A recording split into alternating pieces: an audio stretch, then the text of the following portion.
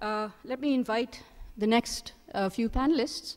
The session chair and presenter for this next panel is Mr. Neil Beckley, who's actually, Mr. Beckley, if you'd like to stay on stage, that's fine because you're back on anyway. But we do need to mic you up, so. Neil is the FSS Solutions Leader, GMU at IBM. And the panelists are Mr. Farhan Ashfaq, who's the FSS Solutions Expert at IBM. Farhan sir. Mr. Syed Asif Shah, who's the CIO at the Central Depository Company of Pakistan Limited. Please give him a big round of applause.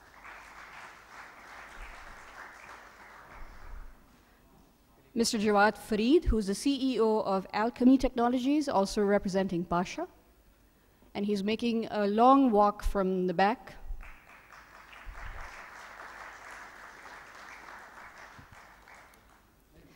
And I don't know if he's here and made it through the traffic jam, Mr. Faizur Rahman, who's the CIO of Mizan Bank Limited. And in case he's not here, he will join us whenever he does make it through the jam. The session is going to be moderated by me. It's going to be a very brief session. We're going to begin with a presentation by Neil Beckley. He's going to talk to you about some of the questions that were posed in the previous panel, and also talk to you about technology itself. After that, we're going to have a very, hopefully as interactive as I can make it, where I get up on stage and talk to these three gentlemen about how technology has actually changed or transformed Islamic institutions. Ladies and gentlemen, please give Neil Beckley and the rest of the panel a big round of applause. Thank you very much, and salam alaikum, everybody. I think it's probably two opening remarks I'd like to make is, it's good to see so many people still here after lunch, and I think it's testimony to the organization team as well, and also your stamina. And I think the second remark is, when you're speaking or presenting probably third, fourth, or fifth, there's a little bit of repetition because former speakers may well have mentioned one or two of the items that you wish to mention. So I apologize in advance for that. A little bit like when you go in an aircraft, if due to previous passenger selection your food isn't available, we apologize. Okay. I think the title of my presentation was originally, how has technology transformed Islamic banking? Well, I think the very short answer, it hasn't. And I think that's largely down to you and a little bit down to people, let's say organizations like IBM and our colleagues. But I think now is the time where we can, in fact, answer that in a more positive way, as we'll see a little in the next few minutes. Okay. I think that just a very quick overview. I mean, certainly Islamic banking I see or we see certainly is not really suffering any differently, or let's say the pressures from what conventional banking is going through now. And I think they can be listed basically on the left-hand side of the chart. The net result of all of those factors we see from when we talk to your colleagues in not only in Pakistan but other parts of the world is we really need to look at some way of reinventing the business model. You've got a very high cost base that's still there. The revenue flows, as we've had over the last sort of 5, 6, 10 years, etc., are not there anymore. So there's stress in that respect. I think we're also seeing challenges from our customers. Again, perhaps this is more from a conventional banking perspective, but I guess it does feed back into Islamic as well. Customers don't really trust banks anymore. And I think one of the interesting, let's say, statistics that we found is, again, when talking to bank customers, is that they do believe that banks are offering customers the product that is in the best interest of the bank rather than actually in the interest of the customer. So there is a disconnect between the trust relationship between that. And I think banks need to leverage, let's say, information that they already have about the customers and what their customers need and demand and how they need to receive the products and services, rather than being very flat and saying, we're a bank, this is how we're going to serve you. So more insight into customers and more intelligence in terms of applying that. And then thirdly, of course, risk management, both internally and also from a regulatory perspective as well, is where we're seeing the areas. Now, it would be an interesting debate if actually any of the audience do not believe that these are the three main pressures, or let's say summarized, that we're suffering from. Okay, So where do we see, what sort of impact are we going to have if you're challenging those sort of things?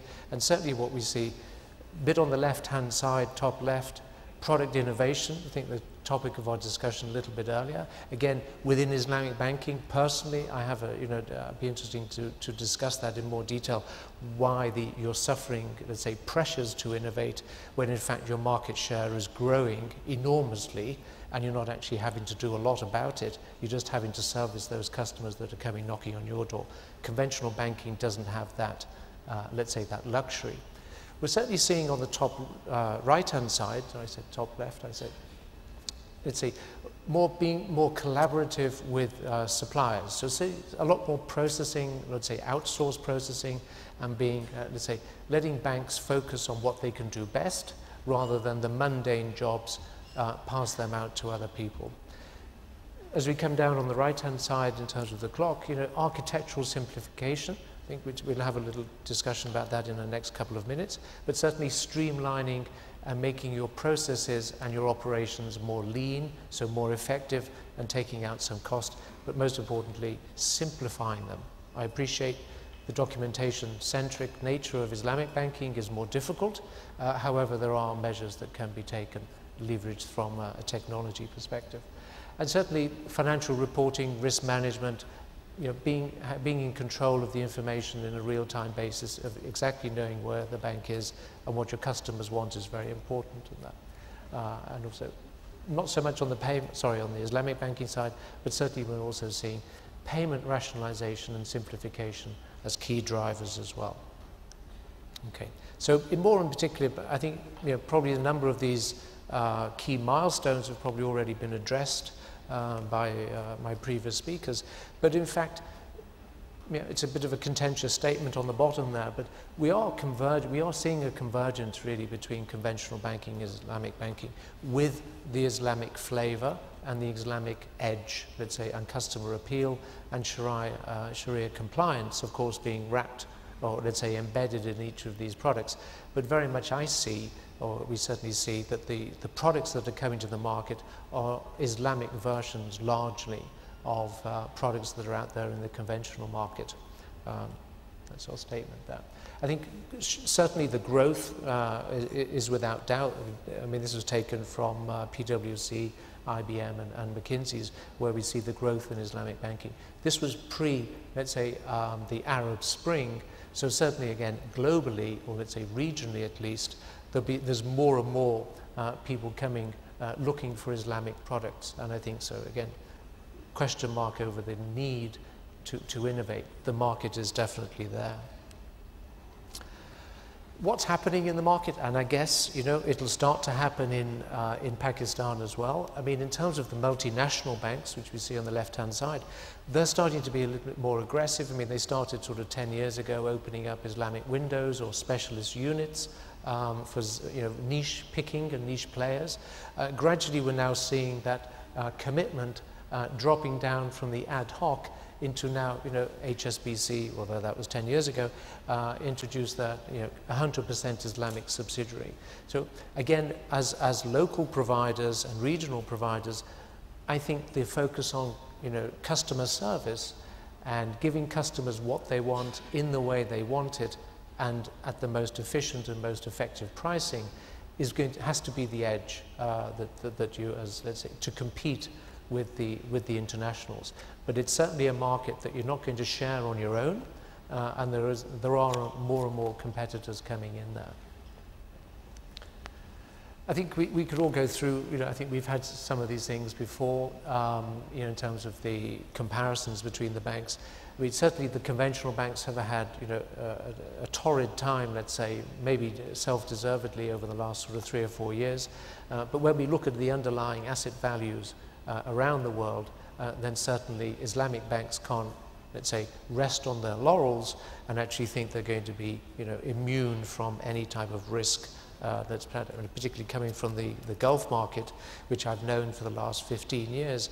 I see Islamic banking is very heavily involved in the real estate sector, and we all know what's happened to the real estate sector in the last few years. So there's no time for complacency. So what do we do as IBM? Certainly we're a large company, and the FSS market, or financial services, is a very significant market for us in terms of what we do. I think you'll have copies of these presentations, so that you don't need me to listen to what we do there. What we do, certainly everything we do, focuses on those, far left, let's say, in both cases, business driven. So we listen, hopefully we listen to what you, our market customers and clients, are telling us, and we actually develop the solutions accordingly. So we'll have a talk in a few minutes about how we're looking to combine documentation specific workflows for Islamic products for some banks. We have an industry framework which we loosely couple in terms of how we support our banks, but that's not what I'm here to talk about today. I wanted to kick off with this one. So just when you thought it was the right time to go to sleep, we've decided to make banking a little bit more complicated. Okay? But the pertinence of this, as we call it, is a reference architecture. On the left-hand side, you'll see the channels. So the way customers interact with the bank and the way the bank interacts with customers. Gradually moving across through the bank, you might see down here what we loosely call here banking operations. So in this sort of section in the top right, you'll see your core banking systems and your core processing and general ledger and all that sort of stuff. We've deliberately emphasized the fact that that's a very small part. Those core systems are a very small part of what banking is all about today, and there's far more, I'd say, attention based upon the management of data and business processes. And I think there's nobody, or let's say, no sector more relevant for that than in fact Islamic banking. You're very process driven. Your products have not become commodities at this stage, and you're certainly very let's say, documentation centric. So, and one of the key differentiators, I think, for Islamic banking is combining that individuality in terms of to gain that customer experience of how you can actually optimize your processes. What you'll see here, I mean, if you're with me, your core banking systems are in the top right-hand corner. Eventually, that's where you do your posting. But all your processing and information gathering, credit reference checking, risk management, et cetera, is taken outside of those systems. So this is where I think, to address your question you asked me earlier, has technology supported any, let's say, improvement in Islamic banking? To date, it hasn't, but now technology can. So with the question of what we call business process management, along with integration and utilizing data, information about your customers, what they like, what they don't like, how much you're going to charge them, et cetera, is the differentiator that you can now do. So we refer to that in terms of slicing your core banking, your leveraging information, SOA and BPM, and your channels. Okay. So this is an example of an actual workflow that we're working with a bank for in the Middle East. And as we said before, traditionally, you've had to, or banks, Islamic banks particularly, have had to basically create these processes basically in a manual way, with very little controls and audit, etc. behind them. Now with process management or technology to support business process management, and let's say document-centric or enterprise content management capabilities, you can now let's say integrate the documentation flow of not only certificates, IDs, etc., but also producing the loan documentation as IDs, etc., but also producing the loan documentation as you go through the actual process outside of the core banking system. So in fact, unfortunately, you can't quite see it on this, but what we have here is certainly not only the business tasks by the sales team, but when we start talking about these dotted areas here, this is actually the creation and let's say the enrichment of the documentation as it flows through the process. So in fact, as you basically walk through from the sales focused area through to the credit analysis, etc., your documentation is being produced as it goes along. And this is outside of the core banking system.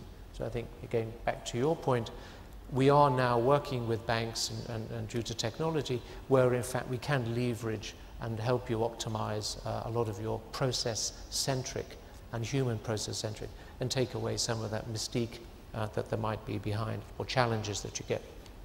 Okay, I don't want to go through all of these things. I think we're under pressure. Certainly from an IBM perspective, we have a lot of tools and solutions to help you meet your needs, especially those banks that we're seeing in the Middle East and perhaps here in Pakistan that have opened up an Islamic window within a conventional bank, which has been a trend. Obviously, the separation flows of all of the cash from conventional versus Islamic is obviously paramount, and certainly we have ways of helping banks to certainly achieve that as well.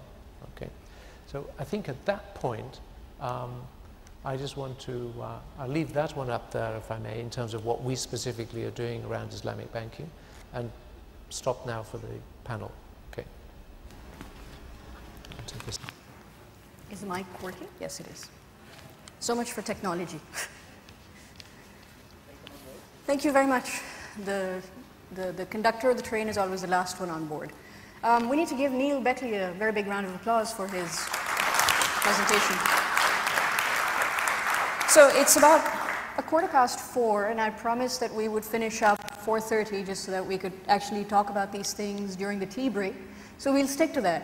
So we're just going to have a very brief discussion. And I thought rather than talk about making it really techie, which is what techies like to do, let's talk more business, which is what banks and institutions and businessmen actually need.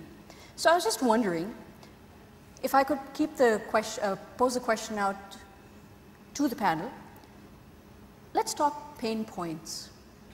Banks have pain points. Every bank does, whether it's a conventional bank or an Islamic bank. Can each of you identify one pain point that you think a bank faces, and is there a solution, or does technology have a solution for it? So, Asif Saab, Jawwad Saab, since IBM has been on stage for a while, so I'm going to put one of you on the spot. Okay, thank you, Rabia. I think it's a very valid question that be it the conventional banks or the Islamic banks, the pain points, as I understand, are reasonably similar. Okay. And the key pain point should be integration, how different components of the business are integrating with each other. Okay. Security, of course, from a technology perspective, that must be a pain point as it is for the conventional banks.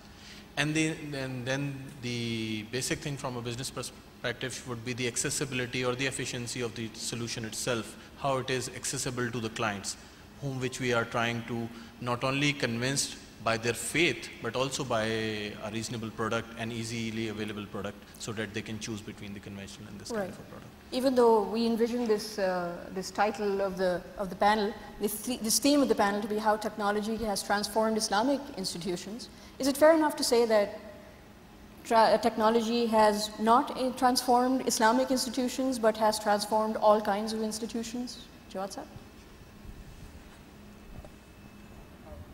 I think if I were to go back to this thing that I heard when I first walked in, and I think Neil was speaking, and Neil said that, somebody said that we must do product development because so that if we have newer products in the market, we can justify charging a premium for Islamic banking, right?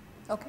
And I think that there it is possibly the biggest pain point that I can identify as a customer of both conventional banks as well as Islamic banks. There are transactions that we don't end up doing because they cost more, and if banks in Pakistan, Islamic banks specifically, could figure out a mechanism for bringing down their cost of executing a transaction to a level where they can effectively compete with a conventional bank, then you sort of level the playing field. Right. The only challenge is, you identified it, I think the audience identified it, that the cost of processing is so high. Mm-hmm. The only option that I can look at in dropping that cost of processing is technology. Is technology. There is no other solution. Okay. And I don't speak as a geek, I'm just talking as a business guy. Right, absolutely. The cost factor itself for all kinds of, whether it's the processing, whether it's having physical branches, what we know as brick and mortar, or that is inculcated into the overall cost. So let's talk cost, because cost, in addition to security, integration, and efficiency, Asif, what you talked about, bringing or controlling that cost factor is also a very, very big pain point. How do we use technology, or can you cite instances where technology has been used within the banking segment by organizations to actually control costs, make things more efficient, optimized? I'll open it up to the four of you. Farhan, you're very quiet. Speak now. Yeah, so definitely, as the topic is transformation, you can optimize your processes, you can make things happen more efficiently, and how it could happen. First, let me just quickly answer how you can cut down costs. Okay. Just to relate it with banking industry, the banks and the regulators are trying to cut down the costs by consolidating the industry. That's very simple basis. You can cut down the cost of an institution, be it an Islamic or a non-Islamic institution, just by consolidating things, because we see as a technology company in the institutions, there's just so many things. Probably less than 1% of the organization is utilizing something, which is not a great benefit to the organization, but is just costing a lot of money. Right. So to cut down the cost, you have to really have a visibility, what's useful for the organization, what's not useful for the company, and just cut it off. That's how you cut down the costs and increase your profitability. Okay. But how you can really optimize and then cut down the cost, it's probably not cutting down the cost, it's again optimization. Okay. Because cutting down the cost is simple, just lay off people, just close down some operations. That's a very simple thing. What you're saying is using your available resources more effectively. So what we say from our perspective is, use technology to transform the organization in a way that you better use your resources to do some innovation rather than processing things, because computer is a processor. Right. It can process things. Probably you need to use your innovative human brains to innovate something, maybe do product development. So that's how you can optimize your resources, rather not laying off them, but put them to do some innovation. Let the computer do the computing, let the people do more innovative work. Yeah. Neil, can you share an example? I think the only thing I'd just like to add to the colleagues is that if you can't measure it, you can't manage it. And so obviously you could look at your costs at the general ledger level, but it's too late and you have no transparency over what it is. But if you actually look at your processes and where in fact you're incurring those costs and why you're incurring those costs, then you can start to make some efforts to measure them, to manage it. But that exercise of process management is not a flat exercise. It's not a one-dimensional exercise. You do it once on a piece of paper and say, okay, that's how we process X, Y, Z transaction, because that's very theoretical and very flat. You actually have to monitor it during the actual execution. And now we're a lot smarter with technology.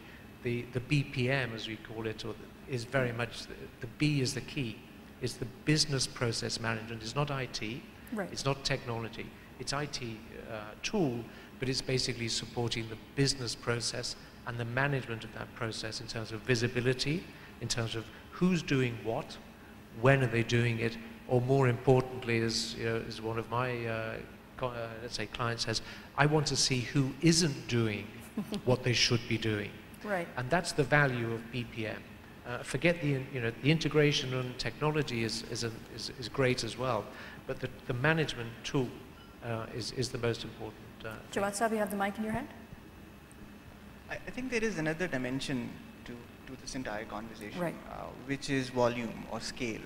Absolutely. So if I do 10 transactions in a year and I charge X against that, my cost per transaction is higher. But if I replace those 10 transactions with thousands of transactions, then the numbers are very, very different. And a great example of this is microfinance. Right. Most microfinance banks in Pakistan work on a margin of 12 rupees per loan. And some of them are profitable, not all of them, but some of them are profitable. Taamir and Easy Paisa is another great example. If you look at the infrastructure that was laid out and the number of transactions they do for the 3 or 4 specific products that they've launched on the Easy Paisa platform. Could you share any numbers just to show, let the audience know as to? I think the last time I spoke to them, they were doing about 2 million bill payment transactions a month. A month? A month. Okay. A month. They were doing maybe about 600,000 domestic remittance transactions a month. Okay. Now, these are numbers that we haven't heard of. But the most interesting piece, which is something that we quote on a regular basis, is, there are different numbers that look at the total banked population in Pakistan. And that number is about maybe 10 million to 12 million. Right. And if you look at the EasyPaisa network, in a span of 18 months, they've touched about 9 million unique CNICs. Wow. So, what we did as the banking industry in 60 years, Tamir or EasyPaisa or the telco microfinance banking combination was able to reach in a span of 18 months. And that's technology for you. Right. So now, going back to what Neil said, it's not actually technology. It's bringing the business side with technology, with execution, with numbers, and with cost. Right. Asif, because you've played a very key role in the CDC and the automation of the processes that take place within the CDC and across, I guess, agencies you'd call it. I was wondering if you could, one, just briefly talk about that in case there's anyone who isn't aware of it, though I'm sure they're all from the community. And second, what are some of the things you did right? Did you have a good team? Was it a good day? Was it good coffee? I don't know. I think all of this, as just Farhan mentioned that consolidation from a technology perspective is one of the key that you have to utilize the resources that are actually required. Mm-hmm. So you don't have redundant resources, and that's one way of keeping your costs down. And as Neil mentioned in the presentation and also highlighted here that you can only manage something what you are able to measure. So the management part of it is very important. Unless you know that which processes are costing you more and why they are costing you more and can you bring the cost down. The product development teams of these banks, as we have heard, these gentlemen can really look into this, and I'm sure they must be looking into it as well. Right. And Jawwad, I think, rightly highlighted, so also a case of volume, that you can reduce the cost if you have higher volumes. So, I mean, what advice would you share with banks over here, Islamic or conventional, that expansion can simply not take place, or increase in volume simply cannot take place unless and until they employ the technology? So either they go through mobile banking sources or those avenues, or they adopt branchless banking, something which doesn't require additional brick and mortar investment. What advice would you give for them? How should they go about their planning? I think one aspect is this Tamir, this microfinance aspect. This could be a model if the Islamic financial institutions consider that they can be better performing, more cost effective to the client by having a branchless model, by using technology upfront rather than deploying it as a later stage. So perhaps this could be one jumpstart model as well. Okay. One more thing, as a customer and just a plain customer of these products, I think there is a need to make these things simplified as well. A lot of terminologies that are being used with the Islamic financial products, people need to be made more aware of those. So I think there is a need to simplify and more market these products as well. Right. So people would come with the faith as well, as people are coming post 9/11, but eventually these things have to be made more simplified and accessible. Absolutely. One of the things that I've been listening to, and I think this would probably be the last area we'll touch on before we wrap up, is the image of, or rather the lack of awareness of what Islamic banking can do for people. So like Neil, you mentioned it's a cleaner, more efficient, it is a cleaner way of banking, but people just don't know about it. Can technology be used at the salesperson level, like technologies like CRM, things that can be employed to make it easier for products to go to market? Can those things kind of be employed? I'm wondering if you can use some ongoing examples, some live examples which can be shared by with the audience. Well, certainly we work with a number of Islamic banks in the Middle East, and what we're doing is putting facility within the, let's say, the customer-facing portal that you might have. But I'm afraid, this is a challenge. Knowledge and information and understanding is a challenge that I've met with all of Islamic banks, I'm afraid, in the broader region. There is a dearth, there's a shortage of skills, and coupled with the expansion of the market and let's say more Islamic banks being established, this is exacerbating that skill shortage. But it's not just a question of context-sensitive help is basically will tell you what description about the product or et cetera, et cetera. However, it's selling an Islamic product is not like just performing a transaction. Right. It's actually got to be a real sale, a real dialogue with the customer, let alone the customer service representative. It's educating the customers largely as well as to what the value proposition and what the implications are for this product. So I'm afraid there's no shortcut. Okay. One last question to the panel before we wrap up. And I'm going to start off with Jawwad Sahab. Jawwad, since you also you're part of PASHA, the Pakistan Software Houses Association, I'm wondering, is there that kind of local expertise and skill available for banks to look for solutions locally rather than go out? I mean, can they go to IBM's local partners and have things implemented here? And then I'm going to go to Asif for that. I think you've just given me a platform to go out and sell PASHA. Here's a very simple example. You have a traditional conventional ATM that requires an air conditioner, that is a power supply that takes about 200 watts. That sort of, if you have a very dusty environment, it sort of jams up and freezes up. And on the other side, you have what we call a battlefield ATM that can run without air conditioning, that uses solid state components, so there is no moving parts, so there is no issue with dust. That uses positive pressure inside itself, so even if you put it in the middle of a road in a small village in Pakistan with lots of mitti around, you won't have a problem. So you have companies that build such ATMs, sell such ATMs, process such ATMs, deploy such ATMs in Pakistan. Take this onward to check and bill payment processing at your kiosk. Again, the same company does that. The company's name is Aerocar. It's a winner of both the PASHA ICT Award, the Asia Pacific ICT Award. It's a company that did the processing of a complete election using a reusable election counting machine for the Republic of Singapore. Okay. Right? So this is just one example on the hardware side. You come on the software side, there are companies in Pakistan that have deployed e-education portals for at least one of the largest banks in the Middle East, where when they first rolled it out, the challenge was that we have correspondent and FI relationships across 30 different markets and we can't reach all of them. Okay. We do a course on trade or trade products or treasury products and we get 250 nominations for one trainer. We can't do all of that normal. So we have companies who've gone out and deployed solutions where the training portal does exactly the same thing. And these are just two small instances. If you go through companies like Autosoft, companies like Infotech, companies that have been in the banking industry for a fairly significant amount of time. TPS, for example. TPS is a great example. Avanza is a great example.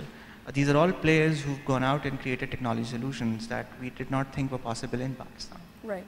So, I mean, essentially, I just wanted you to drive the point home, saying that there are end-to-end solutions are possible. Absolutely. Because they're being implemented in Pakistan.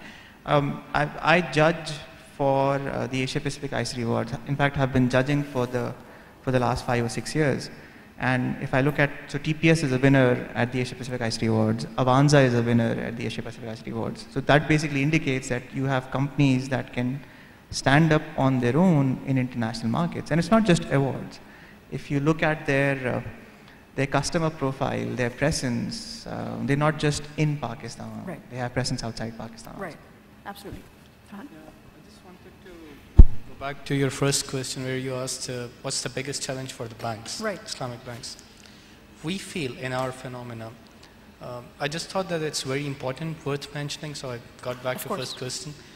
We feel that data is the biggest challenge for Islamic banks. And I'll quote you one very localized example. I was working with a bank and we did some work for a solution with them. And we asked them, well, how many customers do you have? And they said, why do you need that? I said, we want to sell you something, so we'll price it accordingly how many customers you have. I said, we really need to get that information. We don't know how many customers do we have. And that's a bank. I mean, right. And we really went to a stage where we said, if you don't know how many customers do you have, then obviously you don't know who are they real customers, what can you sell, then how can you increase your wallet share? And they had absolutely no answer. And we got stuck to a point that we can't price anything. Right. So just to tell you, it's not a negative example, but just to tell you the thing, they don't have visibility.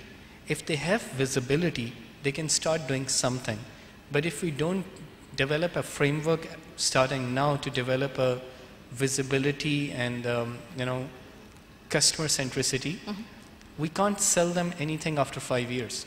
As a bank, Islamic banks wants to increase the wallet share. Okay, it will be very good you have different products, but whom to sell that product? Right. We don't know our customers. We know that probably the bank does not know that in which product I would be interested. So they need some visibility of the customers, but that takes years to develop. Right. So that's just one of those challenges. Data is the biggest challenge. Absolutely. Data from both sides. Data from as to who we are and where we want to go, and also the size and volume of data that's being stored, because you've got terabytes and petabytes of data which is just being housed and costing a lot of money, which can otherwise be optimized and more efficiently used. Asif, I'm going to wrap up with you. My last question for you is, where do you see technology and banking in general in the next couple of years, in the next 2 years? I think, Rabia, if I were to sum up everything that has been discussed so far, that the challenge, and as Jawwad has rightly pointed out, the challenge is not that whether we have the talent from the hardware or the software side to manage this opportunity or not. It's the challenge of whether there is a proper business model, an efficient business model to take advantage of that talent which is already available. Right. So the easy Paisa, Tamir microfinance success is not because it was a conventional bank or was it a Islamic bank. It was because they have a business model which really worked. So if it is the responsibility, I think, becomes very great on the product development teams of all of these financial institutions, that whether they are able to come up with a business model that can take advantage of the talent which is already available. Okay. So I was just wondering, I'm sorry, I keep saying last question, but are online payment models, are there any like Sharia compliancy issues, regulations for online payment models? For example, is PayPal a legit, is it Sharia compliant? I don't know. I mean, is that something that has been looked into? I'm not a religious expert, but It would be interesting. it's a cash transaction. It's a service that you're providing. Right. So if you can have a Islamic debit card, or you can even have a Islamic credit card, Okay. then I don't think payment would not be a problem. But as I said, I'm not an expert. Okay. So all of us have been trying to get PayPal for the consumer base. Maybe we can pitch it to them like this. If I could just jump in. Sure. Add one last comment. Sure. IBM used to run a great ad, and I think this is right over the turn of the century, which was, technology is not a competitive advantage, technology is a utility. So, if your next door neighbor has bijli and pani and electricity, and if you want to survive in the same space, you need to have the same thing. So I think going forward, that's the role. If one bank has an ATM network across Pakistan, one bank has a mobile payment platform, one bank has some piece of technology that allows it to do higher transactions, higher volumes, lower cost, then everybody will need to get on that platform. Absolutely. Thank you very much. We need to give the panel a big